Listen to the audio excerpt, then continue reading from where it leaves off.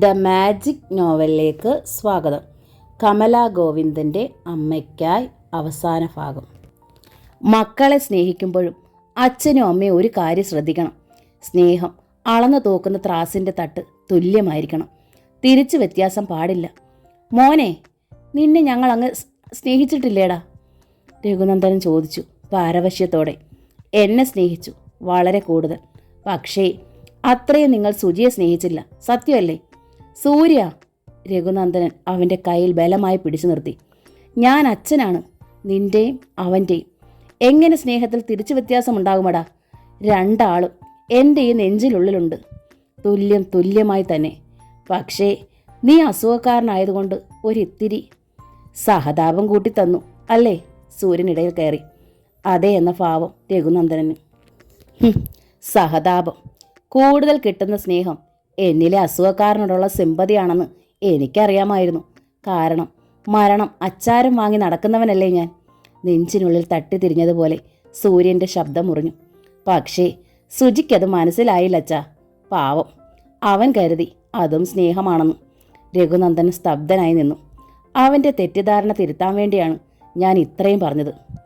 ഒരച്ഛൻ്റെ മനസ്സും സ്നേഹവും ഒരു മകൻ പറഞ്ഞിട്ട് വേണോ മറ്റൊരു മകൻ അറിയാൻ? അച്ഛാ, സുജിത്തിൻ്റെ ശബ്ദം ഇടറിപ്പൊട്ടി. ഞാൻ അറിയാതെ. രഘുനന്ദനൻ്റെ മുഖം അലിവാർന്നു.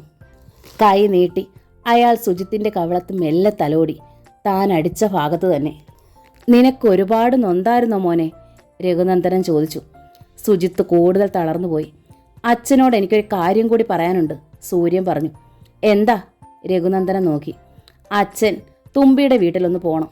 ഞാനോ? രഘുനന്ദനൻ ഭയന്നു. ഇനിയും ഞാൻ എവിടെ പോകാനോ? അതെ, അച്ഛൻ പോകണം. എന്തിന്? തുമ്പിയെ സുജിക്ക് വേണ്ടി ആലോചിക്കാൻ. രഘുനന്ദനൻ നടുങ്ങി. രാജലക്ഷ്മിയുടെ മുഖത്തുമുണ്ടായി ആ നടുക്കം. സൂര്യൻ തുമ്പിക്ക് പിന്നിലുള്ള ആ സത്യം അറിഞ്ഞോ? സൂര്യ, ഇനി ആ കാര്യമൊക്കെ അയാൾ വിക്കി. തുമ്പി സമ്മതിക്കില്ലെന്നാണോ അച്ഛൻ പറയുന്നത്? സൂര്യൻ ഇടയിൽ കടന്നു. അവൾ സമ്മതിക്കും. അച്ഛൻ അവളോട് കാര്യങ്ങൾ ശരിയായി പറഞ്ഞ് ബോധ്യപ്പെടുത്തണമെന്നേ ഉള്ളൂ. എന്ത് കാര്യം? അച്ഛൻ്റെയും മരണം കുറിച്ച് കഴിയുന്ന മകനെ കെട്ടി വിധവയാകരുതെന്ന്. സൂര്യ, രഘുനന്ദനന് മനസ്സിലായി. സത്യം അറിഞ്ഞിട്ടില്ല. ഇത് സുജിയോടുള്ള അമിത സ്നേഹം കൊണ്ടാണെന്ന്. അയാൾക്ക് പിടിച്ചു നിൽക്കാനായില്ല. മകനെ അയാൾ വാരി നെഞ്ചോട് ചേർത്ത് പിടിച്ച് കരഞ്ഞുകൊണ്ട് കേഞ്ചി. അച്ഛനോട് ഇങ്ങനെ പറയല്ലേടാ പൊന്നുമോനെ. ഞാനാണ് എല്ലാത്തിനും കാരണം, ഞാനാണ്. സുജിത്തിന് സങ്കടം പൊട്ടി. രാജലക്ഷ്മി അമ്മ തളർച്ചയോടെ ഭിത്തിയിലേക്ക് ചാരി നിന്ന് തേങ്ങി. സൂര്യൻ ആകെ ഒന്ന് നോക്കി. എന്നിട്ട് പെട്ടെന്ന് വിഷയം മാറ്റിയതുപോലെ അവൻ ചോദിച്ചു, അമ്മ താഴെ മനയിലാണല്ലേ? രഘുനന്ദനൻ മിണ്ടിയില്ല. ഞാൻ അമ്മയും കൂട്ടി വേഗം വരാം. സൂര്യൻ വാതുക്കലേക്ക് ധൃതിയിൽ നീങ്ങി. നീ പോകണ്ട സൂര്യ, രഘുനന്ദനൻ പറഞ്ഞു. അവൾ വന്നോളൂ. അമ്മ വരുന്നവരെ കാത്തു നിൽക്കാൻ എനിക്ക് സമയമില്ലച്ചാ. എനിക്ക് അമ്മ ഇപ്പോൾ തന്നെ കാണണം, സൂര്യൻ പറഞ്ഞു. രഘുനന്ദനൻ പിന്നെ തടഞ്ഞില്ല. പഠിക്കാനുള്ള ബുക്കുമായി പൂമുഖത്തെ തൂണിൽ ചാരിയിരിക്കുകയായിരുന്നു സുമി. ബുക്ക് തുറക്കാൻ പോലും പറ്റാത്ത സങ്കടത്തോടെ നോക്കുമ്പോഴാണ് കണ്ടത്, താഴെ മനയുടെ മുറ്റത്ത് വരുന്നു സൂര്യൻ്റെ ബൈക്ക്. അമ്മേ, അവൾ കുതിച്ചെഴുന്നേറ്റു. വല്യേട്ടൻ വന്നു. സുമി കാറ്റുപോലെ മുറ്റത്തേക്ക് പാറി. ബൈക്ക് നിർത്തി ഇറങ്ങിയ സൂര്യനെ ഇറുകെ കെട്ടിപ്പിടിച്ചു. പിന്നെ ഉറക്ക കരഞ്ഞു. സൂര്യൻ അവളെ പൊതിഞ്ഞു പിടിച്ചു. അവളുടെ നെറുകയിൽ ഉമ്മ വെച്ചു. ഏട്ടൻ്റെ സുമിക്കുട്ടി എന്തിനാ കരയുന്നേ? ഏട്ടൻ ഇങ്ങ് വന്നില്ലേടാ? അതിരറ്റ വാത്സല്യത്തോടെ അവളെ ചേർത്ത് പിടിച്ചുകൊണ്ട് സൂര്യൻ പൂമുഖത്തേക്ക് നടന്നെടുത്തു. അവൻ കണ്ടു അകത്തുനിന്ന് വന്ന് പൂമുഖത്തെ തൂണിൽ ചുറ്റിപ്പിടിച്ച് നിൽക്കുന്ന അമ്മയെ. സൂര്യൻ സുമിയെ വിട്ട് പത്മിനിയുടെ അടുത്തേക്ക് നീങ്ങി. എന്തൊരു കോലമാണമ്മേ ഇത്! എൻ്റെ അമ്മയ്ക്കിത് എന്തു പറ്റി? സ്നേഹത്തോടെ സൂര്യയുടെ കൈവിരലുകൾ അമ്മയുടെ ചുമലിലും കണ്ണീരുണങ്ങാത്ത കവിളിലും ഒതുക്കി വയ്ക്കാത്ത മുടിയഴകളിലും ഉടഞ്ഞ് ചുക്കിച്ചുളിഞ്ഞ സാരിയിലും ഒക്കെ മെല്ലെ മെല്ലെ തൊട്ട് നീങ്ങി. കുളിക്കാതെ, ഒന്നും കഴിക്കാതെ, ഒന്നും ഉറങ്ങാതെ എൻ്റെ അമ്മ എന്തിനാ ഇവിടെ ഇങ്ങനെ കരഞ്ഞു കരഞ്ഞു നിൽക്കുന്നേ? സൂര്യൻ അമ്മയുടെ തോളിലൂടെ കൈയിട്ടു. നമുക്ക് പോകാം, നമുക്ക് വീട്ടിലേക്ക് ബാ. അവളിപ്പോൾ അങ്ങനെ വരുന്നില്ല. പൂമുഖത്തേക്ക് വന്നുകൊണ്ട് അംബികാമ്മ തടഞ്ഞു. നീ പോയാട്ടെ. വരുന്നില്ലെങ്കിൽ അത് അമ്മ പറയട്ടെ മുത്തശ്ശി. സ്നേഹം ഒട്ടും കുറയ്ക്കാതെ അവൻ പറഞ്ഞു. ഞാൻ വിളിച്ചാലും വരില്ലെന്ന്. പത്മിനിക്ക് മിഴുനീർ പൊട്ടി. ആരെങ്കിലും ഒന്ന് വന്ന് വിളിക്കാൻ കാത്ത് വീർപ്പുമുട്ടി പിടയുകയായിരുന്നു അവർ. സ്വന്തം വീട് വിട്ട്, രഘുനന്ദനനെ വിട്ട്, മക്കളെ വിട്ട് എത്ര നാൾ പത്മിനിക്ക് മാറി നിൽക്കാനാവും? പത്മിനി പെറ്റമ്മയെ ശ്രദ്ധിച്ചില്ല. സൂര്യൻ്റെ ബൈക്കിന് പിന്നിലേക്ക് കയറിയിരുന്നു. ഒരു കുതിപ്പിന് അവർക്കിടയിലേക്ക് തിരികെ കയറിയിരുന്നു സുമി. ബൈക്ക് നീങ്ങുമ്പോൾ അംബികാമ വിളറി. ഓമനയ്ക്ക് ഒരുപാട് സന്തോഷമായിരുന്നു. 3 പേരുടെ ആ പോക്ക് കണ്ടപ്പോൾ. പത്മിനിയെയും സുമിയെയും ഒരുപോലെ ചേർത്ത് പിടിച്ച് സൂര്യൻ ആരാമത്തിലെ ഹാളിലേക്ക് കയറി. രഘുനന്ദനനും രാജലക്ഷ്മിയും സുജിത്തും ഹാളിൽ തന്നെ ഉണ്ടായിരുന്നു.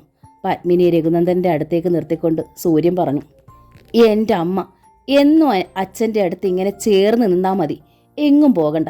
രഘുനന്ദനൻ്റെ മിഴികൾ നനഞ്ഞ് നനഞ്ഞ് വരുന്നത് കണ്ട് സൂര്യൻ പറഞ്ഞു, കണ്ടോമേ അച്ഛൻ കരയുന്നത്, പാവം എൻ്റെ അച്ഛൻ ഇനി ഇങ്ങനെ കരയിക്കല്ലേ അമ്മേ.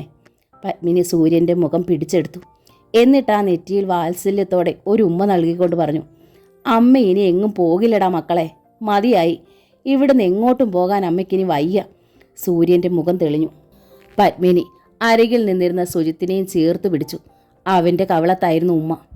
അമ്മ നിന്റെ ഈ കവളിൽ തല്ലി. പിന്നെ അതോർത്ത് അമ്മ ഒത്തിരി കരഞ്ഞു. പക്ഷേ അമ്മ തല്ലിയത് എന്തിനാണെന്ന് നീ അറിയണം മോനെ. കണ്ടില്ലേ നീ സൂര്യയെ? അവൻ്റെ സ്നേഹം കണ്ടില്ലേ? ഇവനെക്കുറിച്ച് ദോഷം പറഞ്ഞാൽ അമ്മ എങ്ങനാ മോനെ തല്ലാണ്ടിരിക്കുന്നേ? സുജിത്ത് നിറമിഴികളോടെ അമ്മയെ കെട്ടിപ്പിടിച്ചു. നിശബ്ദമായ മാപ്പ് ചോദിക്കൽ പോലെ. അതോടെ എല്ലാ മുഖങ്ങളും തെളിഞ്ഞു. എല്ലാവരും ചേർന്നിരുന്നു. സമാധാനത്തോടെ സന്തോഷത്തോടെ ആഹാരം കഴിച്ചു. ആഹാരം കഴിഞ്ഞ് എഴുന്നേറ്റതും സൂര്യൻ പറഞ്ഞു, ഇനി ഞാൻ മടങ്ങുകയാണ്. മടങ്ങാനോ? ഈ രാത്രിയായപ്പോഴോ? പത്മിനി ചോദിച്ചു. ഇനി നാളെ പോയാൽ മതി. പോരമ്മേ, ഒരുപാട് വർക്കുണ്ട്. പ്രദർശനം അടുത്ത് വരികയല്ലേ. ഇന്ന് തന്നെ മടങ്ങി ചെല്ലാമെന്ന് ഞാൻ സുധാകര സാറിന് വാക്ക് കൊടുത്തിരുന്നതാണ്. എനിക്ക് പോകണം. സൂര്യൻ തറപ്പിച്ച് പറഞ്ഞു. എന്നാൽ ശരി, ഞാൻ വണ്ടി ഇറക്കാം, രഘുനന്ദനൻ പറഞ്ഞു. വേണ്ടച്ചാ, സൂര്യൻ തടഞ്ഞു. ഈ രാത്രിയിൽ അച്ഛൻ ഇനി അങ്ങോട്ടും ഇങ്ങോട്ടും വണ്ടി ഓടിക്കണ്ട. ഞാൻ ഓടിക്കാം. സുജിത്ത് മുന്നോട്ട് വന്നു. നീയും വരണ്ട, എന്നെ ബസ് സ്റ്റാൻഡിൽ ഡ്രോപ്പ് ചെയ്താൽ മതി. സൂര്യൻ തുടർന്നു. പാലായിൽ നിന്ന് പോകുന്ന മിക്ക ബസ്സും RLVയുടെ മുൻപിൽ നിർത്തും. പിന്നെന്താ പേടിക്കാൻ? എന്നാലും നീ തനിച്ച്? പത്മിനി ചോദിച്ചു. തനിച്ചായാൽ എന്താമേ? ഒന്നുമില്ല. I am perfectly all right. Suryan പുഞ്ചിരിച്ചു. സുജിത്ത് ബൈക്ക് സ്റ്റാർട്ടാക്കി സൂര്യനെ ബസ് സ്റ്റാൻഡിൽ എത്തിച്ചു. സുജിത്തിനോട് യാത്ര പറഞ്ഞ് ബസ്സിനുള്ളിലേക്ക് കയറിയിരുന്നതും സൂര്യൻ അറിഞ്ഞു. ഇത്ര നേരവും താൻ അടക്കിപ്പിടിച്ച എല്ലാ വേദനയും ഒന്നാകെ തിങ്ങി ഞെരുങ്ങി ഹൃദയത്തിനുള്ളിലേക്ക് ആഞ്ഞടിക്കുന്നുവെന്ന്. ആണിയടിക്കുന്ന വേദന ആ ഹൃദയത്തെ ചൂഴ്ന്നു പിടിക്കുന്നുവെന്ന്. പുലർച്ച. നീണ്ട ഫോൺ ബെൽ കേട്ടാണ് രഘുനന്ദൻ ഉറക്കത്തിൽ നിന്ന് ചാടി എഴുന്നേറ്റത്. ഫോൺ RLVയിൽ നിന്നാണ്. മിസ്റ്റർ രഘുനന്ദനൻ. രാവിലെ റൂമിൽ നോക്കുമ്പോൾ സൂര്യയ്ക്ക് ബോധമില്ല. പഴയ അസുഖം വീണ്ടും വന്നിരിക്കുന്നു. ആംബുലൻസിൽ ഞങ്ങൾ അങ്ങോട്ട് വരികയാണ്. സുധാകരൻ നമ്പ്യാരുടെ പരിഭ്രമിച്ച സ്വരം. കയ്യിലിരുന്ന റിസീവർ ഊർന്നു വീണത് രഘുനന്ദൻ അറിഞ്ഞില്ല. ഡോക്ടർ ശിവകുമാർ. രഘുനന്ദൻ ആദ്യത്തെ പരിഭ്രാന്തി കഴിഞ്ഞപ്പോൾ ഹോസ്പിറ്റലിലെ കാർഡിയോളജിസ്റ്റിൻ്റെ നമ്പറിൽ വിളിച്ചു. ഞാൻ രഘുനന്ദനാണ്. സൂര്യയ്ക്ക് വീണ്ടും പഴയ അസുഖം വന്നു. ഞങ്ങൾ അങ്ങോട്ട് വരികയാണ്. Yes Raghunandanan, I am ready, doctor Sivakumar പറഞ്ഞു. Come quick. ആംബുലൻസ് എത്തുമ്പോൾ മരിയനിൽ ഡോക്ടറും IC യൂണിറ്റും റെഡിയായിരുന്നു. എമർജൻസി ട്രീറ്റ്മെൻറ്റ് സൗകര്യം ആംബുലൻസിൽ തന്നെയുണ്ട്. അതിനുള്ളിൽ നിന്ന് സൂര്യനെ ഹോസ്പിറ്റലിലെ IC യൂണിറ്റിലേക്ക് പെട്ടെന്ന് മാറ്റി. ഡോക്ടർ ശിവകുമാർ പരിശോധനകളും ട്രീറ്റ്മെൻറ്റും ആരംഭിച്ചു. ഇനി ഞങ്ങൾ പോകട്ടെ. സൂര്യൻ്റെ ഒപ്പം വന്ന സുധാകരൻ നമ്പ്യാരും സഹപ്രവർത്തകരും രഘുനന്ദനോട് യാത്ര ചോദിച്ചു. തക്ക സമയത്ത് എല്ലാവരും കൂടി എൻ്റെ മോനെ ഇവിടെ എത്തിച്ചു തന്നല്ലോ. എങ്ങനെ നന്ദി പറയണമെന്ന് അറിയില്ല. രഘുനന്ദനൻ നിറഞ്ഞ മിഴികളോടെ കൈകൂപ്പി. നന്ദി പറയേണ്ടത് നിങ്ങൾക്ക് തന്നെയാണ് മിസ്റ്റർ രഘുനന്ദനൻ. സുധാകരൻ നമ്പ്യാർ നേർത്ത ചിരിയോടെ പറഞ്ഞു. സൂര്യൻ്റെ അസുഖത്തെപ്പറ്റി എല്ലാം മുൻകൂട്ടി എന്നോട് പറഞ്ഞിരുന്നത് കൊണ്ടാണ് ബോധം കെട്ട അവസ്ഥയിൽ മുറിയിൽ അവനെ കണ്ടപ്പോഴേ എനിക്ക് കൃത്യമായ ട്രീറ്റ്മെൻറ്റ് കൊടുക്കാനും കൊണ്ടുവരാനും കഴിഞ്ഞത്. അത് ശരിയാണെന്ന് രഘുനന്ദനന് തോന്നി. താൻ സൂര്യയെക്കുറിച്ച് എല്ലാം പറഞ്ഞില്ലായിരുന്നെങ്കിൽ ഒരു സാധാരണ ബോധക്കേടായി അദ്ദേഹത്തിന് അത് കാണാനാവുമായിരുന്നുള്ളൂ. ഉച്ച കഴിഞ്ഞ് ICUവിന് മുൻപിൽ രഘുനന്ദനനും പത്മിനിയും സുജിത്തുമൊക്കെ ഉത്കണ്ഠയോടെ കാത്തിരുന്നു. രാജലക്ഷ്മിയും സുമിയും ഒപ്പമുണ്ട്. സൂര്യയ്ക്ക് അസുഖമാണെന്ന് കേട്ടപ്പോൾ എല്ലാ പിണക്കവും വഴക്കും മറന്ന് അംബികാമി ഓടിയെത്തിയിട്ടുണ്ട്. മിസ്റ്റർ രഘുനന്ദനനെ ഡോക്ടർ വിളിക്കുന്നുണ്ട്. ഒരു സിസ്റ്റർ അവർക്കരികിലേക്ക് വന്നിട്ട് പറഞ്ഞു. ഡോക്ടർ ഡ്യൂട്ടി റൂമിലുണ്ട്. രഘുനന്ദൻ പരിഭ്രാന്തിയോടെ എഴുന്നേറ്റു. പത്മിനിക്ക് ഇരിപ്പുറച്ചില്ല. രണ്ടാളും ഡ്യൂട്ടി റൂമിലേക്ക് ചെന്നു. ഡോക്ടർ, എൻ്റെ മോനിപ്പോൾ എങ്ങനെയുണ്ട്? അപകടമൊന്നുമില്ലല്ലോ? കയറി ചെന്ന പാടെ പത്മിനി ആന്തലോടെ ചോദിച്ചു. ഹേയ്, സൂര്യനൊരു അപകടവും ഇപ്പോഴില്ല, പുഞ്ചിരിയോടെ ഡോക്ടർ ശിവകുമാർ പറഞ്ഞു. നിങ്ങൾ രണ്ടാളും ഇരിക്കൂ. ഡോക്ടർക്കെതിരെ ടേബിളിനപ്പുറത്ത് കിടന്നിരുന്ന കസേരകളിൽ രഘുനന്ദനനും പത്മിനിയിരുന്നു. എൻ്റെ ഒരു സംശയം പറയാനാണ് ഞാൻ നിങ്ങളെ വിളിച്ചത്, ഡോക്ടർ ഗൗരവം വിടാതെ എന്നാൽ ശാന്തമായി പറഞ്ഞു. എന്താ ഡോക്ടർ? കഴിഞ്ഞ തവണ അസുഖം വന്ന് സൂര്യനെ ഇവിടെ കൊണ്ടുവന്നപ്പോഴേ ഞാൻ ശ്രദ്ധിച്ചു. വളരെ ഡീപ്പായൊരു അറ്റാക്കായിരുന്നു അത്. ഇവിടെ എത്തുമ്പോൾ എനിക്ക് തീരെ പ്രതീക്ഷയുണ്ടായിരുന്നില്ല. പക്ഷെ രക്ഷപ്പെട്ടു. ഡോക്ടർ ശിവകുമാറിൻ്റെ നെറ്റി ചുളിഞ്ഞിട്ടുണ്ടായിരുന്നു. ഗൗരവം വിടാതെ അദ്ദേഹം തുടർന്നു. ഒരു നീണ്ട ഉറക്കത്തിൽ നിന്ന് ഉണരുന്നത്ര ക്ഷീണം മാത്രം. പിന്നെ 2-4 ദിവസത്തെ വിശ്രമം. അതിനുശേഷം ഒരു മെഡിസിനുമില്ലാതെ വളരെ നോർമലായിട്ടുള്ള ബിഹേവിയർ. നോർമലായി തന്നെ എല്ലാ ജീവിതചര്യകളും. ശരിയല്ലേ? അതെ ഡോക്ടർ, രഘുനന്ദനൻ സമ്മതിച്ചു. ഹാർട്ട് അറ്റാക്ക് വന്ന ഒരാൾക്കും അത്ര പെട്ടെന്നൊരു സാധാരണ ജീവിതചര്യ പറ്റില്ല. ശരിയാണ്, രഘുനന്ദനൻ സമ്മതിച്ചു. ഇനി ഇത്തവണത്തെ കേസ്, ഡോക്ടർ ശിവകുമാർ തുടർന്നു. രാത്രിയിൽ എപ്പോഴോ ആണ് അസുഖമുണ്ടായത്. അവർ കണ്ടെത്തുന്നത് രാവിലെ. ആംബുലൻസിലാണെങ്കിലും അവിടെ നിന്ന് ഇവിടെ വരെ യാത്ര. ഇവിടെ എത്തി ഞാൻ പരിശോധിക്കുമ്പോഴും സിംറ്റം ഒന്ന് തന്നെ, അറ്റാക്ക്. ഇത്ര അപകടകരമായ സ്റ്റേജിലുള്ള ഒരു അറ്റാക്ക് ഉണ്ടായാൽ പിന്നെ ഒരാളും ജീവനോടുണ്ടാകില്ല. ഡോക്ടർ എന്താണ് ഈ പറഞ്ഞു വരുന്നത്? എന്തായാലും തെളിച്ചു പറയൂ. രഘുനന്ദനൻ്റെ നെറ്റി ചുളിഞ്ഞു. എനിക്കൊരു സംശയം. അത് പറഞ്ഞ് ഒരു സജഷൻ തരാനാണ് ഞാൻ മിസ്റ്റർ രഘുനന്ദനെ വിളിച്ചത്. എന്താ ഡോക്ടർ, പറയൂ. പത്മിനിക്കോ ആദ്യമായി. ഇത് യഥാർത്ഥ അറ്റാക്ക് തന്നെയാണോ എന്നാണ് എൻ്റെ സംശയം. ഈ നെഞ്ചുവേദനയും ബോധം കടലും അറ്റാക്കുമൊക്കെ സൂര്യനൊരു പ്രത്യേക ഡിപ്രഷനിലുണ്ടാകുന്ന തോന്നലായാലോ? തോന്നലോ? രഘുനന്ദനന് ഒന്നും മനസ്സിലായില്ല. യെസ്, 10ാം വയസ്സിൽ സൂര്യനുണ്ടായ ഡിപ്രഷൻ ഏതാണ്ട് 3 വർഷത്തോളം അത് നീണ്ടു നിന്നു. ശരിയല്ലേ? ഡോക്ടർ ശിവകുമാർ പറഞ്ഞു. അതെ, ആ ഡിപ്രഷൻ ഇപ്പോൾ പെട്ടെന്നുണ്ടാകുന്ന ഷോക്കിൽ ഏതാനും മണിക്കൂർ നേരത്തേക്ക് നീളുന്നു. ഡോക്ടർ തുടർന്നു. അതാണ് ഫാക്റ്റ്. ഒരു വിദഗ്ധനായ സൈക്കോളജിസ്റ്റിനെ കൺസൾട്ട് ചെയ്ത് സൂര്യൻ്റെ ഈ പ്രോബ്ലം ഒന്ന് ഡിസ്കസ് ചെയ്ത് നോക്കൂ. ബെറ്റർ റിസൾട്ട് തന്നെ അത് ആയിരിക്കും. സൈക്കോളജിസ്റ്റിനെ കാണാനോ? രഘുനന്ദനനും പത്മിനിയും അന്തം വിട്ട് പരസ്പരം നോക്കി. കൃഷ്ണനുണ്ണി വൈകുന്നേരം ഓഫീസിൽ നിന്ന് വരുമ്പോൾ വീട്ടിലേക്കുള്ള പച്ചക്കറികളും പലവ്യഞ്ജനങ്ങളും ഒക്കെ ഒപ്പം കൊണ്ടുവന്നിരുന്നു. കൂടെ പാൽ പാക്കറ്റും ഹോർലിക്സും. പാൽ പാക്കറ്റ് പൊട്ടിച്ച് അയാൾ തന്നെ കാച്ചിയെടുത്തു. ഹോർലിക്സ് പാക്കറ്റ് പൊട്ടിച്ച് അതിൽ നിന്ന് കുറച്ചെടുത്ത് പാലിലിട്ടു. ഹോർലിക്സ് കലക്കിയ പാലുമായി അയാൾ രാധികയെ സമീപിച്ചു. അസുഖക്കാരിയായതുകൊണ്ട് ഓഫീസിലേക്ക് പോലും വിടാതെ ലോങ് ലീവ് എടുപ്പിച്ചിരിക്കുകയാണ് കൃഷ്ണനുണ്ണി. കൃഷ്ണനുണ്ണി കൊണ്ടുവന്ന പച്ചക്കറികൾ ഫ്രിഡ്ജിലേക്ക് വെച്ചിട്ട് പലവ്യഞ്ജനങ്ങൾ പൊട്ടിച്ച് അതത് ടിന്നുകളിൽ പകർന്നു അടച്ചു വെക്കുകയായിരുന്നു രാധിക. നീ ഇതൊന്നും ചെയ്യേണ്ട രാധേ, ഒക്കെ ഞാൻ ചെയ്തോളാം. അയാൾ പാൽ ഗ്ലാസ് വെച്ച് നീട്ടി. നീ ഈ പാല് കുടിച്ച് വിശ്രമിച്ചാട്ടെ. ഇങ്ങനെ വിശ്രമിക്കാനും മാത്രം എനിക്കൊരു അസുഖമില്ല ഉണ്ണിയേട്ടാ, രാധിക പറഞ്ഞു. ഡോക്ടർ ജോസഫ് ഐസക് എന്താ പറഞ്ഞത്? നിന്നെ ഒരു തരത്തിലും വിഷമിപ്പിക്കരുതെന്നും ആരോഗ്യം നല്ലോണം നോക്കണമെന്നുമാണ്. തന്നെ ഇനി ഉപദ്രവിക്കാതിരിക്കാൻ വേണ്ടി ഡോക്ടർ പറഞ്ഞതാണ് അങ്ങനെ. അത് പക്ഷേ ഇപ്പോൾ ഇരട്ടി വിനയായിരിക്കുന്നു. അനങ്ങാനും തിരിയാനും ഉണ്ണിയേട്ട സമ്മതിക്കുന്നില്ല. ഏതായാലും നാളെ ഉച്ചയ്ക്ക് നമ്മുടെ ഡോക്ടറെ കാണാൻ പോകണം. നിനക്കുള്ള ട്രീറ്റ്മെൻറ്റ് നാളെ തുടങ്ങുന്നു എന്നാണ് ഡോക്ടർ പറഞ്ഞത്. എന്ത് ട്രീറ്റ്മെൻറ്റ്? അതുകൊണ്ട് അസുഖം പൂർണ്ണമായി ഭേദപ്പെടുമെന്നാണ് ഉണ്ണിയേട്ടൻ കരുതുന്നത്? വീണ്ടും പലവ്യഞ്ജന പാക്കറ്റ് പൊട്ടിച്ചുകൊണ്ട് കൃഷ്ണനുണ്ണിയുടെ ഉള്ളറിയാനായി രാധിക ചോദിച്ചു. എനിക്ക് അദ്ദേഹത്തെ വിശ്വാസമാണ്, കൃഷ്ണനുണ്ണി പറഞ്ഞു. പ്രത്യേകിച്ച് ഒരു മരുന്നും കഴിപ്പിക്കുന്നില്ല നമ്മളെ. അല്ലാതെയുള്ള ട്രീറ്റ്മെൻറ്റാണ് ആ പുസ്തകത്തിൽ പ്രത്യേകം എഴുതിയിട്ടുണ്ടായിരുന്നു. അപ്പോൾ ആ പുസ്തകം വായിച്ചതോടെയാണ് ഈ വിശ്വാസം, രാധിക കരുതി.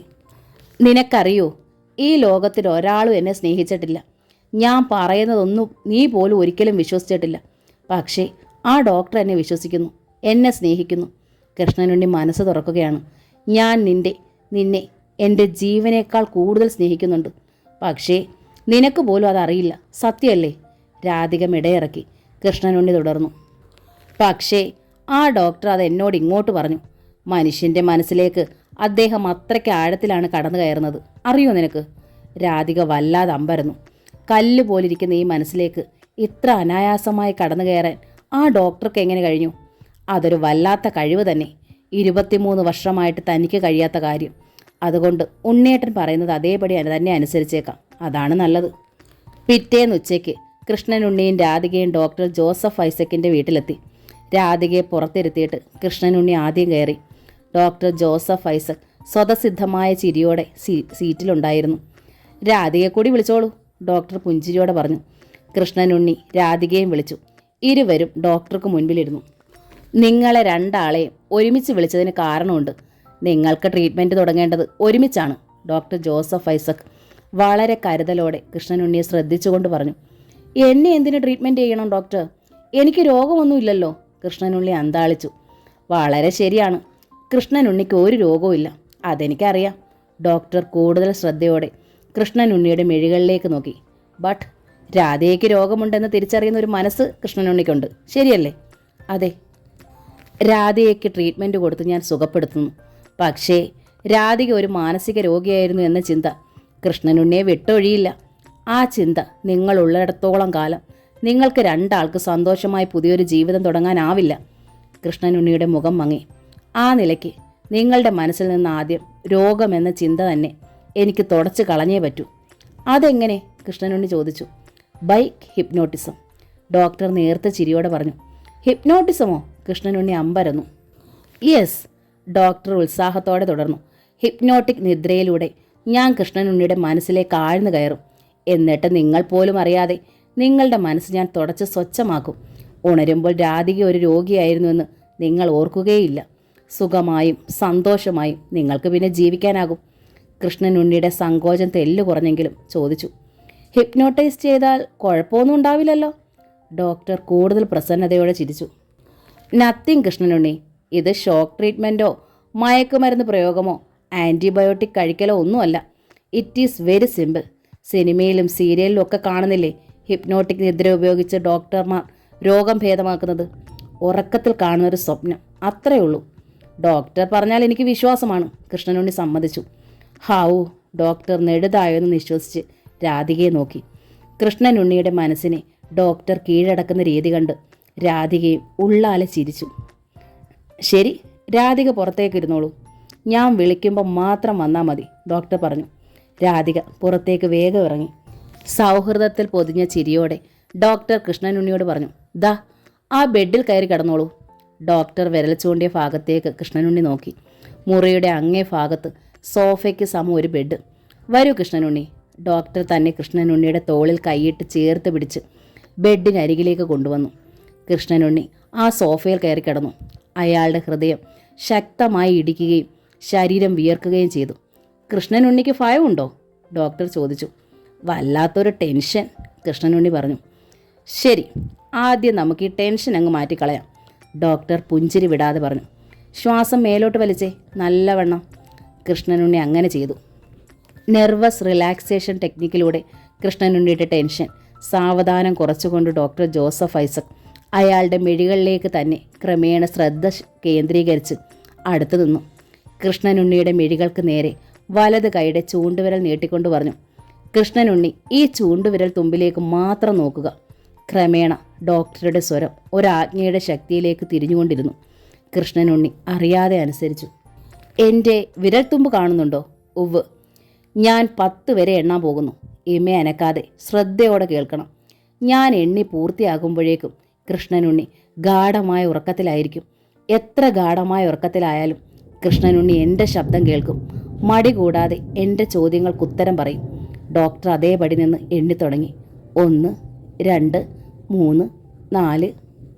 ഉറക്കം കൺപോളകളെ ശക്തമായി തഴുകുന്നത് പോലെ ഒരാലസ്യം കൃഷ്ണനുണ്ണിയുടെ മിഴികളെ ബാധിച്ചു. 5, 6, 7. കൃഷ്ണനുണ്ണിയുടെ കൺപോളകൾ അടഞ്ഞു വന്നു. 8, 9, 10. എമ്മകൾ കൂടിച്ചേർന്ന് കൺപോളകൾ അടഞ്ഞ് കൃഷ്ണനുണ്ണി ഗാഢമായ നിദ്രയിലേക്ക് ആണ്ടു കിടന്നു. ഡോക്ടർ ജോസഫ് ഐസക് ശ്രദ്ധയോടെ നീണ്ടു നിവർന്നു കിടക്കുന്ന കൃഷ്ണനുണ്ണിയെ ഈ ഹിപ്നോട്ടിക് നിദ്രയുടെ വിശ്രാന്തിയിലും കൃഷ്ണനുണ്ണി എൻ്റെ ചോദ്യം കേൾക്കും, ഉത്തരം പറയും. കേൾക്കാമോ കൃഷ്ണനുണ്ണി? ഉവ്വ്, കൃഷ്ണനുണ്ണി സമ്മതിച്ചു. ഒരു CD പ്ലെയർ ഇട്ട് റിവൈൻഡ് ചെയ്യുന്നത് പോലെ കൃഷ്ണനുണ്ണിയുടെ മനസ്സ് പിന്നോട്ട് പോകുന്നു. ഞാൻ പറയുന്ന കാലഘട്ടങ്ങളിൽ നടന്നതൊക്കെ കൃത്യമായി ഓർമ്മിച്ച് കൃഷ്ണനുണ്ണി എന്നോട് പറയും. ഗാഢമായ നിദ്രയിലും കൃഷ്ണനുണ്ണിയുടെ ചുണ്ടുകൾ ചലിച്ചു. കൃഷ്ണനുണ്ണി 10ാം ക്ലാസ്സിൽ പഠിക്കുന്നു. സ്കൂളിൽ വെച്ച് വാർഷിക യോഗത്തിൽ കൃഷ്ണനുണ്ണി അന്നൊരു പാട്ട് പാടി. ഓർമ്മയുണ്ടോ അത്? യദുകുല രതിദേവൻ എവിടെ രാധേ, കൃഷ്ണനുണ്ണി പാടി. ഡോക്ടറുടെ മുഖം പൂർവാധികം തെളിഞ്ഞു. അന്ന് കൃഷ്ണനുണ്ണിക്കൊരു കൂട്ടുകാരിയെ കിട്ടി അല്ലേ? അതെ, കിട്ടി, എൻ്റെ രാധ. കൃഷ്ണനുണ്ണിയുടെ മുഖത്ത് നിർവൃതി പോലൊരു ചിരിയുണ്ടായി. കൃഷ്ണനുണ്ണിക്ക് രാധയെ ഇഷ്ടമായിരുന്നു അല്ലേ? അവൾ എൻ്റെ ജീവനായിരുന്നു. ഞാനൊരു മനുഷ്യജീവിയാണെന്ന് തോന്നിയത് പോലും അവളുടെ ആ സ്നേഹം കിട്ടിയതിന് ശേഷമായിരുന്നു. അതെന്താ? അതുവരെ ഞാൻ എൻ്റെ അമ്മ പിഴച്ചു പറ്റ തന്തയില്ലാത്ത കൃമികീടമായിരുന്നു. കൃഷ്ണനുണ്ണിയുടെ മുഖം ഇപ്പോൾ വലിഞ്ഞു മുറുകി. എൻ്റെ അമ്മയല്ലാതെ ഒരാളും എന്നെ സ്നേഹിച്ചിരുന്നില്ല. നാട്ടിലും സ്കൂളിലുമൊക്കെ ഞാൻ ആട്ടും തുപ്പുമേറ്റു, നിന്ദിക്കപ്പെട്ടു. പക്ഷേ എന്നെ ഒരു മനുഷ്യനാക്കിയത് രാധയാണ്, എൻ്റെ രാധ മാത്രം. നിങ്ങൾ തമ്മിൽ വിവാഹം കഴിച്ചോ? ഡോക്ടർ ചോദിച്ചു. ഉവ്. എങ്ങനെ? രാധയുടെ വീട്ടുകാർ നടത്തി തന്നോ? ഡോക്ടർ ഒന്നും അറിയാത്ത മട്ടിൽ ചോദിച്ചു. അല്ല. കൃഷ്ണനുണ്ണിയുടെ സ്വരം ഉയർന്നു. മുഖം കൂടുതൽ മുറുകെ. രാധയുടെ അച്ഛനും ഏട്ടനും ദുഷ്ടന്മാരാണ്. അവരെന്നെ ചതിച്ചു, രാധയെ ചതിച്ചു. എൻ്റെ രാധയെ തട്ടിപ്പറിച്ചെടുത്തു. എന്നാലെന്താ? കൃഷ്ണനുണ്ണി വീറോടെ ചെന്ന് രാധയെ തിരിച്ചെടുത്തില്ലേ? തിരിച്ചെടുത്തത് ആ തന്തയോടും മകനോടുമുള്ള വാശിക്കാണ്, പക തീർക്കാനാണ്. രാധയെ തിരിച്ചെടുത്തപ്പോൾ ആ വാശിയും പകയും വിജയിച്ചില്ലേ?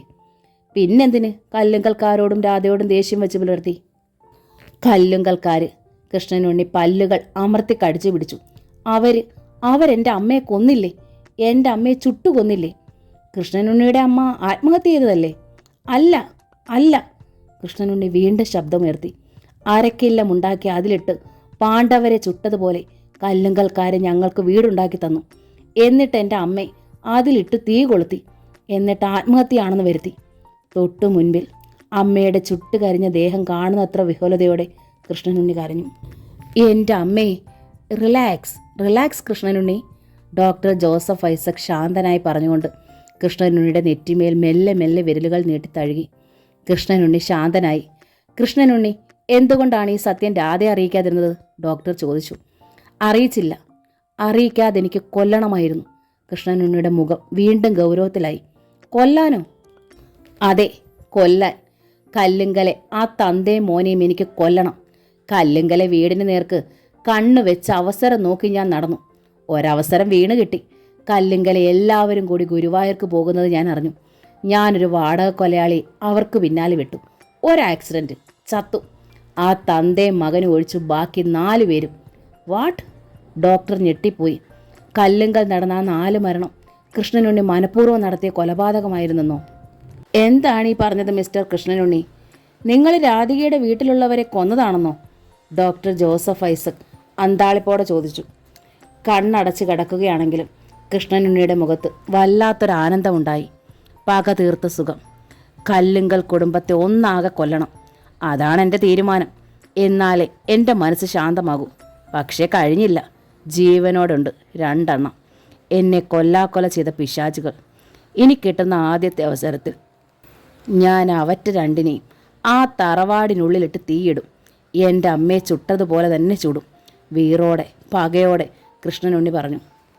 പക അയാളുടെ മുഖത്തെ വികൃതമാക്കിയപ്പോൾ ഡോക്ടർ ജോസഫ് ഐസക് പോലും അല്പം പകച്ചുപോയി. 4 പേരെ കൊന്നിരിക്കുന്നു. ഇത് പുറത്തറിഞ്ഞാലോ? കല്ലുങ്കൽക്കാരറിഞ്ഞാലോ? അറ്റ്ലീസ്റ്റ് രാധികയെങ്കിലും അറിഞ്ഞാലോ? പെറ്റമ്മ ഉൾപ്പെടെ സ്വന്തം തറവാട്ടിലുള്ള 4 പേരെ കൊന്നു കൊലവിളിച്ച ഇയാളോട് രാധിക പൊറുക്കുമോ? ഇയാളെ അടക്കിയേ തീരൂ. ഈ പക വേരോടെ പിഴുതെറുതെ എറിഞ്ഞേ മതിയാവൂ.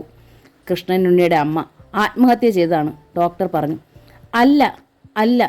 കിടന്ന കിടപ്പിൽ രോഷം കൊണ്ട് കൃഷ്ണനുണ്ണി കിതച്ചു. എൻ്റെ അമ്മ ആത്മഹത്യ ചെയ്തല്ല. ദുബായിലേക്കെന്നും പറഞ്ഞ് കല്ലുങ്കലെ പിശാചുക്കൾ എന്നെ ചതിച്ച് അകപ്പെടുത്തിയത് മുംബൈയിലെ അധോലോക ഗുണ്ടാത്തെരുവായ ധാരാവിയിലാണ്. അവിടെ തടവറയിലായിരുന്നു ഞാൻ. വെളിച്ചം കാണാതെ, കുളിക്കാതെ, ശരിക്ക് ആഹാരം കഴിക്കാതെ നരകവേദന അനുഭവിച്ച 1.5 വർഷം. അതിനിടയിലൊരിക്കൽ തന്തയും മോനും വന്നപ്പോൾ പറഞ്ഞതാണ് എൻ്റെ അമ്മയെ വീടിനുള്ളിലിട്ട് പെട്രോൾ ഒഴിച്ച് തീ കൊളുത്തി ചുട്ടു എന്ന്. നിങ്ങളെങ്ങനെ ധാരാവിയിലെ അധോലോകത്തിൻ്റെ പിടിയിൽ നിന്ന് രക്ഷപ്പെട്ടു? കല്ലുങ്കലെ. തന്തയ്ക്കും മോനും പറ്റിയ മണ്ടത്തരം. കൃഷ്ണനുണ്ണിയുടെ മുഖത്തെ ഭാവം പരിഹാസമായി. രാധയെ രഘുനന്ദനൻ വിവാഹം ചെയ്തു. രാധ ഗർഭിണിയായി. അതോടെ അവർ കരുതി അവർ ജയിച്ചെന്ന്, എല്ലാം നേടിയെന്ന്. എനിക്ക് മുൻപിൽ വന്നു നിന്ന് വിജയാഹ്ലാദം ചെയ്തു. അവള് സുഖമായി കഴിയുന്നത് ചെന്ന് കാണടാന്ന് പറഞ്ഞ് എന്നെ തോണ്ടി പുറത്തിട്ടു. ശരിക്കും പുഴുവായിരുന്നു ഞാൻ. മനുഷ്യക്കോലം കിട്ടാൻ സമയമെടുത്തു. കൃഷ്ണനുണ്ണിയുടെ ശബ്ദം വിറച്ചു. പക എനിക്കുമുണ്ടായിരുന്നു. എൻ്റെ രാധ മറ്റൊരുത്തൻ്റെ കൂടെ കഴിയുന്നത് കണ്ട് ചങ്കു പൊട്ടി ഞാൻ മരിക്കണം. അതാണ് അവരുടെ കണക്കുകൂട്ടൽ. എൻ്റെ കണക്കതായിരുന്നില്ല. മറ്റൊരുത്തൻ്റെ ഭാര്യയായാലും ഗർഭിണിയായാലും അവളെ പിടിച്ചെടുക്കണം, എന്നിട്ട് കല്ലുങ്കൽക്കാരുടെ മുൻപിലൂടെ 2 ചാൽ നടക്കണം. അതായിരുന്നു എൻ്റെ തീരുമാനം. പക്ഷേ ഞാൻ ചെല്ലുമ്പോഴേക്കും അവൾ പ്രസവിച്ചു കഴിഞ്ഞിരുന്നു. കൃഷ്ണനുണ്ണി ഉന്മാദം പോലെ ചിരിച്ചു. പാവൻ രാധ.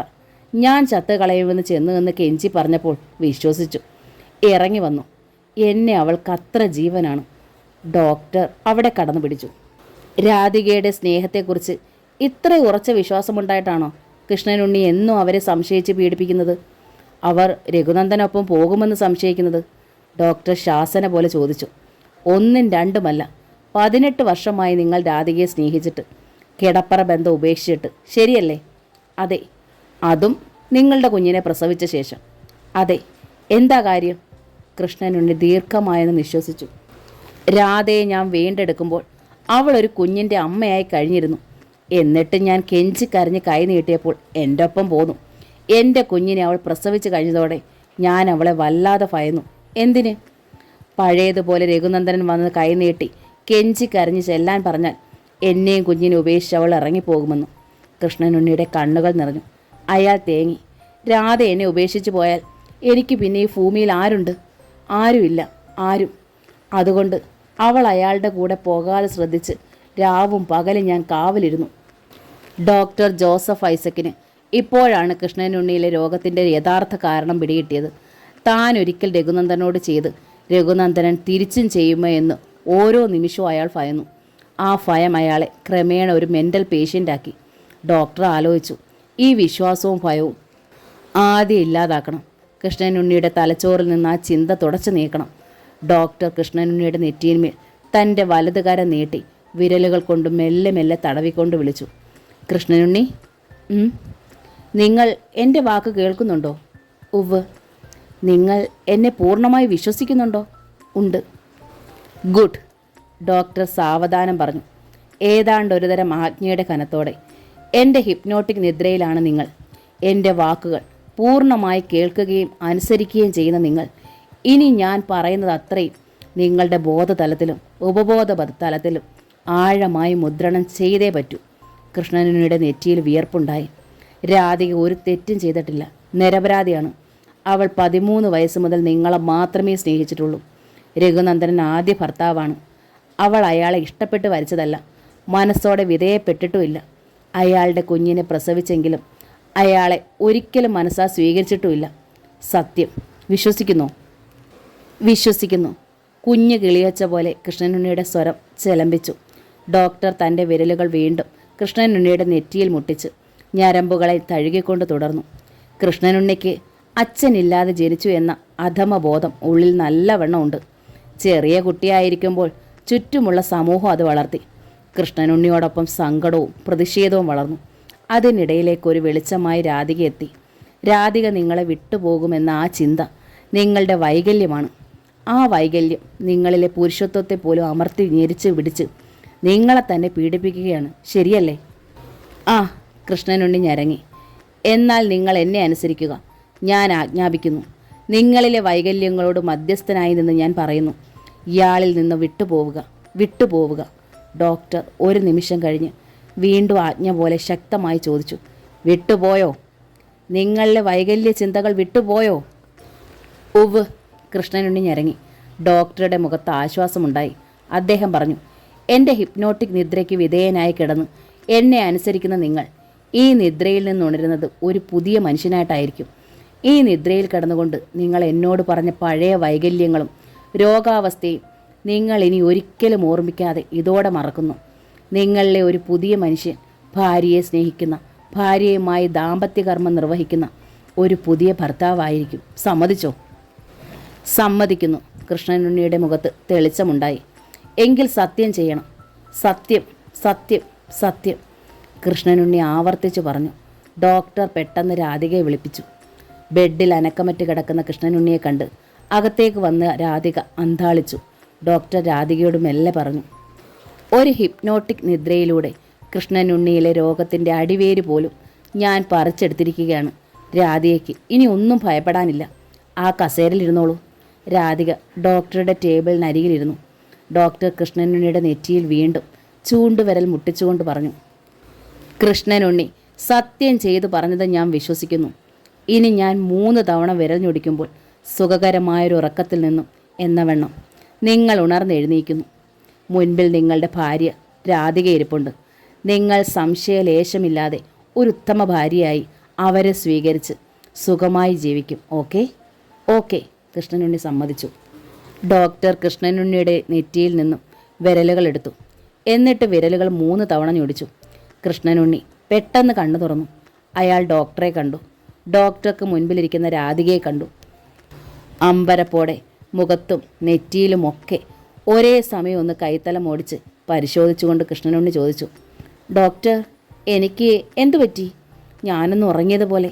ഉറങ്ങിയില്ല, ഡോക്ടർ ഹൃദ്യമായൊരു ചിരിയോടെ പറഞ്ഞു. നമ്മൾ സംസാരിച്ചു കൊണ്ടിരിക്കുകയായിരുന്നു ചില ചിന്താ വൈകല്യങ്ങളെക്കുറിച്ച്. പെട്ടെന്ന് കൃഷ്ണനുണ്ണിക്ക് തല കറങ്ങുന്നു എന്ന് പറഞ്ഞു. ഞാൻ റെസ്റ്റ് എടുക്കാനായി അവിടെ കിടത്തി. അത്രയേ ഉള്ളൂ എന്ന് ചോദ്യം പോലെ കൃഷ്ണനുണ്ണി ഡോക്ടറെ നോക്കി. ഡോക്ടർ ആ നോട്ടത്തെ അവഗണിച്ച് ചിരിയോടെ ചോദിച്ചു, എന്തായിരുന്നു കൃഷ്ണനുണ്ണിക്ക് പറ്റിയത്? പെട്ടെന്ന് തല കറങ്ങാനും മാത്രം. അത് കൃഷ്ണനുണ്ണി ശക്തമായി ഒന്ന് ആലോചിക്കാൻ ശ്രമിച്ചു. ഒന്നും പിടികിട്ടുന്നില്ല. എന്തോ തലയ്ക്കൊരു ഭാരം ഉണ്ടായിരുന്നത് പോലെ കൃഷ്ണനുണ്ണി പറഞ്ഞു. ഡോക്ടർ ചിരിയോടെ രാധികയെ നോക്കി. ഞാൻ പറഞ്ഞില്ലേ രാധികയെ, ഓഫീസിൽ കൃഷ്ണനുണ്ണി അതികഠിനമായി ജോലി ചെയ്യുന്നുണ്ട്. ട്രഷറി ഓഫീസല്ലേ, അക്കൗണ്ട് സെക്ഷനുമല്ലേ, നന്നേ സ്ട്രെയിൻ ഉണ്ടല്ലോ. അതെ, നല്ല സ്ട്രെയിനുണ്ട്, രാധിക പറഞ്ഞു. ഉണ്ണിയേട്ടൻ അതെപ്പോഴും പറയും. രാധികയും ഡോക്ടറുടെ റൂട്ടിലേക്ക് ചേർന്നു. കൃഷ്ണനുണ്ണി ഒരു കാര്യം ചെയ്യുക, ഇനി ഇതുപോലെ തലയ്ക്ക് വല്ലാത്ത ഭാരം തോന്നിയാൽ ഒട്ടും മടിക്കണ്ട, എൻ്റെ അടുത്തേക്ക് വരിക. അനാവശ്യ വികല ചിന്തകൾ മനസ്സിനെ സ്വാധീനിച്ച് സ്ട്രെയിൻ ഉണ്ടാക്കുമ്പോൾ അത് നിർത്താൻ എൻ്റെ അടുത്ത് ട്രീറ്റ്മെൻ്റ് ഉണ്ട്. ഡോക്ടർ ചിരിച്ചു. Behaviour therapy. അതിലൂടെ വികല ചിന്തകളെ നിർത്താനുള്ള തോട്ട് സ്റ്റോപ്പ് ട്രീറ്റ്മെൻറ്റ് തരാൻ എനിക്ക് കഴിയും. 2-3 തവണ കൂടി കൃഷ്ണനുണ്ണി വന്നാൽ മതി. പിന്നീട് ഒരിക്കലും എൻ്റെ അടുത്ത് വരേണ്ടി വരില്ല. പോരെ? കൃഷ്ണനുണ്ണി കൈകൂപ്പി. എന്താ രാധികയെ, സന്തോഷമായില്ലേ? രാധികയും കൈകൂപ്പി. ഡോക്ടറോട് യാത്ര പറഞ്ഞ് കൃഷ്ണനുണ്ണി ഇറങ്ങുമ്പോൾ അടക്കി വെക്കാനാവാത്ത സ്നേഹാധിക്യത്തോടെ അയാൾ രാധികയെ ചേർത്ത് പിടിച്ചിരുന്നു. കൃഷ്ണനുണ്ണിയിലെ സ്നേഹം മാത്രമുള്ള ഭർത്താവിനെ തിരിച്ചറിഞ്ഞ ആഹ്ലാദത്തോടെ രാധികയും അയാളോട് ചേർന്ന് തന്നെ നടന്നു. ഡോക്ടർ ജോസഫ് ഐസക് അപ്പോൾ മനസ്സ് ഉറപ്പിക്കുകയായിരുന്നു. കല്ലുങ്കൽക്കാര് കൃഷ്ണനുണ്ണിയുടെ അമ്മയെ ക്രൂരമായി ചുട്ടുകൊന്നു. പകരം കൃഷ്ണനുണ്ണി അവിടുത്തെ 4 പേരെയും കൊന്നു. രോഗാവസ്ഥയിൽ കൃഷ്ണനുണ്ണി ചെയ്തതെല്ലാം ഇവിടെ താൻ കുഴിച്ചു മൂടുക. അത് പുറത്തു വിട്ടാൽ കൃഷ്ണനുണ്ണി ഇനി കാണുക മുഴുഭ്രാന്താവസ്ഥയിലായിരിക്കും. അത് വേണ്ട. ഇതൊരു പുരോഹിതൻ സൂക്ഷിക്കുന്ന കുംഭസാര രഹസ്യം പോലെ തൻ്റെ ഉള്ളിൽ കിടക്കട്ടെ. അതുമതി. ആ ഉറച്ച തീരുമാനത്തോടെ ഡോക്ടർ അടുത്ത പേഷ്യൻറ്റിൻ്റെ പേര് വിളിച്ചു. സൂര്യൻ. കടന്നു വന്നത് രഘുനന്ദനൻ മാത്രം. വന്നിരുന്ന പാടെ രഘുനന്ദനൻ ഡോക്ടറോട് ചോദിച്ചു, ഡോക്ടർ, കൃഷ്ണനുണ്ണിയും രാധികയും പോകുന്നത് കണ്ടു. അയാൾക്കിപ്പോൾ എങ്ങനെയുണ്ട്? അയാളെ കണ്ടിട്ട് രഘുനന്ദനൻ എങ്ങനെ തോന്നി? എന്നെ അവർ ശ്രദ്ധിച്ചില്ല, രഘുനന്ദനൻ പറഞ്ഞു. എങ്കിലും എന്തോ പ്രത്യേകതയുള്ളതുപോലെ തോന്നി. Yes, he is absolutely normal, doctor പറഞ്ഞു. ഈശ്വര, അത് കേട്ടാൽ മതി, രഘുനന്ദനൻ പറഞ്ഞു. മിസ്റ്റർ രഘുനന്ദനൻ വന്നത്? ഞാൻ വന്നത് എൻ്റെ മകന് വേണ്ടിയാണ് ഡോക്ടർ. എന്തു പറ്റി മകന്? മകനെന്ന് പറയുമ്പോൾ അവൻ എനിക്കും രാധയ്ക്കും ജനിച്ച മകനാണ്. ഓ, അങ്ങനെ ഒരു സത്യം ഉണ്ടല്ലോ അല്ലേ? ഡോക്ടർ ചിരിച്ചു. എന്തു പറ്റി ആ കുട്ടിക്ക്? രാധികയാണ് അവൻ്റെ അമ്മ എന്ന് അവനോട് ഇതുവരെ പറഞ്ഞിട്ടില്ല. അതിൻ്റെ ഭവിഷ്യത്ത് അതിദുരന്തവും, രഘുനന്ദനൻ പറഞ്ഞു. രാധികയുടെ മകൾ തുഷാരെ അവൻ പ്രേമിക്കുന്നു. മൈ ഗോഡ്, ഡോക്ടർ അമ്പരന്നു. എന്താണ് ആ കുട്ടിയോട് സത്യം പറയാഞ്ഞത്? അവിടെയാണ് ഡോക്ടർ പ്രശ്നം. എന്താണ്? മരണം. എൻ്റെ മകൻ്റെ കൂടെ ഒരു നിഴലായിട്ടുണ്ടെന്ന് ഞങ്ങളെല്ലാവരും ഭയപ്പെടുന്നു. അവനും അറിയാതെ. എന്താണങ്ങനെ? കുട്ടിക്ക് എന്തേലും മാരകമായ രോഗമുണ്ടോ? ഉണ്ട് എന്നായിരുന്നു ഞങ്ങളുടെ ധാരണ, രഘുനന്ദനൻ മെല്ലെ തുടർന്നു. പക്ഷേ ഇപ്പോൾ അക്കാര്യത്തിലൊരു ശങ്കയുണ്ടായി. അതേക്കുറിച്ച് ഡോക്ടറുമായി സംസാരിക്കാനാണ് ഞാൻ വന്നത്. ശരി, പറയൂ. ഒന്നും വിടാതെ ശരിക്ക് വിസ്തരിച്ചു പറയൂ, ഡോക്ടർ ഗൗരവത്തോടെ ആവശ്യപ്പെട്ടു. രഘുനന്ദനൻ പറഞ്ഞു. 1.5 വയസ്സിൽ സൂര്യയെ പത്മിനി ഏറ്റെടുത്തയാണ്. സ്വന്തം മക്കളേക്കാൾ സ്നേഹിച്ച് വളർത്തിയത്. 10ാം വയസ്സിൽ സൂര്യൻ സത്യം അറിഞ്ഞുണ്ടായ ഡിപ്രഷൻ. പത്മിനി 3 വർഷത്തെ അക്ഷീണ പരിശ്രമം കൊണ്ട് അവനെ വീണ്ടെടുത്തത്. അതിനുശേഷം സങ്കടമുണ്ടാക്കുന്ന എന്ത് കേട്ടാലും അവനുണ്ടാകുന്ന രോഗം. കഴിഞ്ഞ 2 തവണയും ഏതാണ്ട് ഹാർട്ട് അറ്റാക്ക് തന്നെയാണെന്ന് ഭയന്ന് സൂര്യനെ ICUവിലാണ് കിടത്തിയത്. പക്ഷേ ഡോക്ടർ ശിവകുമാറിന് പോലും പിന്നെ സംശയമായി. ഹാർട്ട് അറ്റാക്ക് തന്നെയാണോ എന്ന് രഘുനന്ദനൻ തുടർന്നു. ഡോക്ടർ ശിവകുമാർ മരിയൻ ഹോസ്പിറ്റലിലെ കാർഡിയോളജി സ്പെഷ്യലിസ്റ്റാണ്. അദ്ദേഹം പറഞ്ഞിട്ടാണ് ഞാൻ ഡോക്ടറെ കണ്ട് സംസാരിക്കുക എന്ന് കരുതിയത്. ഡോക്ടർ ജോസഫ് ഐസക് അല്പം ആലോചിച്ചിട്ട് പറഞ്ഞു. സൂര്യയ്ക്ക് സംഭവിക്കുന്നത് ഹാർട്ട് അറ്റാക്ക് അല്ല, പിന്നെ കാർഡിയാക് ന്യൂറോസിസ് ആകാം. എന്നുവെച്ചാൽ മനസ്സിന് തീരെ ശക്തി പോരാ, ആഴത്തിൽ സങ്കടമുണ്ടാക്കുന്ന വാർത്തകൾ സഹിക്കാൻ കരുത്തില്ലാതെ വരിക. അങ്ങനെ സംഭവിക്കുന്ന ബോധക്കേട് കൊണ്ട് മരണം സംഭവിക്കില്ല Raghunandanan. Yes, he is all right. എല്ലാ ചെറുപ്പക്കാരെയും പോലെ തന്നെ ആരോഗ്യവാൻ. അയാളുടെ മനസ്സിന് കൂടി അല്പം ശക്തി കിട്ടിയാൽ മതി. ഇനി അങ്ങനെ ഉണ്ടാവില്ല, ഡോക്ടർ പറഞ്ഞു. രഘുനന്ദനൻ സൂര്യയെ കൂട്ടി വരിക. സൂര്യൻ എൻ്റെ ഒപ്പം വന്നിട്ടുണ്ട് ഡോക്ടർ. പത്മിനിയോടൊപ്പം പുറത്തിരിക്കുന്നുണ്ട്. ഉവ്വോ, ഡോക്ടർ അമ്പരന്നു. അപ്പോൾ സൂര്യനെല്ലാം അറിഞ്ഞിട്ടാ വന്നത്? അതെ, ഡോക്ടർ ശിവകുമാർ തന്നെ എല്ലാം പറഞ്ഞു. അതുകൊണ്ട് അവൻ തന്നെയാണ് എത്രയും വേഗം ആ ട്രീറ്റ്മെൻറ്റിന് ആവശ്യപ്പെട്ടത്. ശരി, സൂര്യനെ വിളിക്കൂ, ഡോക്ടർ ആവശ്യപ്പെട്ടു. വിളിക്കാൻ ഡോക്ടർ. അതിനു മുൻപ് ഒറ്റ അപേക്ഷയുള്ളൂ, രഘുനന്ദനൻ പറഞ്ഞു. രാധിക അമ്മയാണെന്നും രാധികയുടെ മകൾ സ്വന്തം പെങ്ങളാണെന്നും ഇവിടെ നിന്ന് മടങ്ങും മുമ്പ് എൻ്റെ മോൻ അറിയണം. യെസ് രഘുനന്ദനൻ, അത് ഞാൻ ഏറ്റു, ഡോക്ടർ പറഞ്ഞു. രഘുനന്ദനൻ വേഗം പുറത്തേക്ക് നീങ്ങി സൂര്യനെ വിളിക്കാൻ. അകത്തേക്ക് കടന്നു വന്ന സൂര്യനെ ഡോക്ടർ ജോസഫ് ഐസക് ശ്രദ്ധയോടെ നോക്കി. ഏതൊരമ്മയും ഒന്ന് താലോലിച്ച് താരാട്ട് പാടിപ്പോകുന്നത്ര ഓമനത്വമുള്ള മുഖം. ഇരിക്കു സൂര്യൻ, ഡോക്ടർ ക്ഷണിച്ചു. സൂര്യൻ ഇരുന്നു. ഇവിടെ എത്തുന്ന 95% പേരും അവർ രോഗികളാണെന്ന് ഒരിക്കലും സമ്മതിക്കാറില്ല. ബട്ട് സൂര്യൻ ഡിഫറൻ്റ് ആണ്. രോഗമുണ്ടെന്ന് സമ്മതിച്ച് ട്രീറ്റ്മെൻറ്റിന് എത്തിയിരിക്കുകയാണ്. അതുകൊണ്ട് തന്നെ വളരെ എളുപ്പമാണ് കാര്യങ്ങൾ. സൂര്യൻ മന്ദഹസിച്ചു. സൂര്യൻ്റെ അച്ഛൻ എല്ലാ വിവരവും എന്നോട് പറഞ്ഞിരിക്കുന്നു. യഥാർത്ഥത്തിൽ സൂര്യൻ ഒരു രോഗിയല്ല. രോഗമുണ്ടെന്ന ഭീതി, അതും ബോധമനസ്സിലല്ല, ഉപബോധ മനസ്സിൽ. മനുഷ്യ മനസ്സിൻ്റെ നിർവചനിക്കാനാവാത്ത ചില വിക്രിയകളാണത്. സൈക്കോ തെറാപ്പി കൊണ്ട് അത് തുടച്ചു കളയുക. ആഴമുള്ള കിണറ്റിൽ വീണുപോയ ഒരു വസ്തു പാതാളക്കരണ്ടിയിട്ട് നമ്മൾ പൊക്കിയെടുക്കുന്നത് പോലെ. എനിക്കെന്തിനു സമ്മതമാണ് ഡോക്ടർ, സൂര്യൻ ചിരി മായാതെ പറഞ്ഞു. ഓക്കെ, ഡോക്ടർ ജോസഫ് ഐസക് എഴുന്നേറ്റു. അദ്ദേഹത്തിന് മനസ്സിലായി കൃഷ്ണൻ ഉണ്ണിക്ക് നൽകിയ അതേ ട്രീറ്റ്മെൻറ്റാണ് ഇവിടെ സൂര്യനും അനുയോജ്യമെന്ന്. ഡോക്ടർ കൃഷ്ണൻ ഉണ്ണിയെ കിടത്തി അതേ സോഫ ബെഡിൽ സൂര്യനെയും കിടത്തി. ഹിപ്നോട്ടിക് നിദ്രയിലൂടെ അവൻ്റെ മനസ്സിനെ നിയന്ത്രിക്കുന്ന നെർവസും തൻ്റെ അധീനതയിലാക്കി. എന്നിട്ട് അവൻ്റെ മനസ്സിലെ മിഥ്യാരോഗ ഭീതി തുടച്ചു മാറ്റിക്കൊണ്ട് രാധികയെക്കുറിച്ചും തുഷാരെക്കുറിച്ചും പറഞ്ഞു. അവർക്ക് സൂര്യനുമായുള്ള യഥാർത്ഥ ബന്ധത്തെക്കുറിച്ച് അവൻ്റെ ഉപബോധ മനസ്സിന് ശരിയായ അറിവ് കൊടുത്തു.